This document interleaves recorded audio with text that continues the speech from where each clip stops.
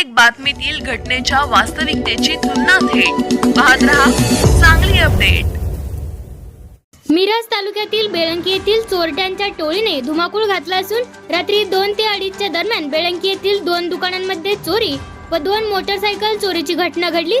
याबाबत अधिक माहिती अशी की आज दिनांक 3 जुलै रोजी पहाटे 2च्या सुमारास बेळंकी येथील बस स्टँड समोरील अशोक दंडवडे यांच्या अजित किराणा स्टोअरच्या पाठीमागील बाजूस असलेल्या खिडकीचे लोखंडी पार व कटरच्या साहाय्याने खिडकीचे 2 ग्रिल कापून चोरट्यांनी आत प्रवेश केला।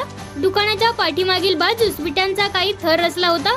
या थरामुळे चोरट्यांना आत प्रवेश करणे सोपे झाले। चोरट्यांनी या साहाय्याने दुकानामध्ये प्रवेश करून आतील काही किरकोळ खाद्यपदार्थाच्या वस्तू चोरी केल्या। याचबरोबर बस स्टँडच्या पाठीमागील बाजूस बेळंकी विकास सोसायटीच्या दुकान गाळ्यामधील महेश मेडिकल या प्रमोद मगदूम यांच्या मेडिकल दुकानाचे शटरचे दोन्ही बाजूचे कडी कटर व अन्य लोखंडी साहित्याच्या मदतीने तोडून काढली। यानंतर शटर उचकटून दुकानाच्या आत प्रवेश केला व प्रवेश करून दुकानातील 4.5 ते 5 हजार रुपये रोख रक्कम व अन्य काही खाद्यपदार्थांच्या वस्तू चोरी केल्या। यामध्ये चोरट्यांच्या हाताला फारसे काही लागले नाही। ही घटना आज पहाटे 2 ते 2:30 च्या सुमारास घडली।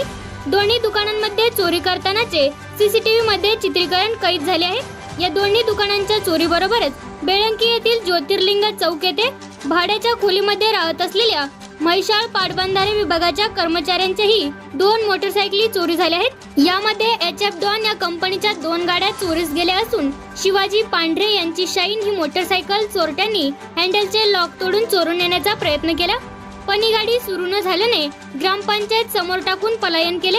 या तिन्ही मोटरसायकली एकाच ठिकाणी होत्या। या तीनही मोटरसायकली चोरी करण्याचा प्रयत्न झाला होता। मूळ ठिकाणाहून काही अंतरावर या मोटरसायकली आणण्यात आल्या होत्या, मात्र शाईन मोटरसायकल सुरू न झाल्याने ही मोटरसायकल तेथे टाकून पलायन केले। घटनेची माहिती बेळंकीचे पोलीस पाटील चंद्रकांत पाटील यांना देताच तातडीने घटनास्थळी मिरज ग्रामीण पोलीस ठाण्याचे पोलीस दाखल झाले होते।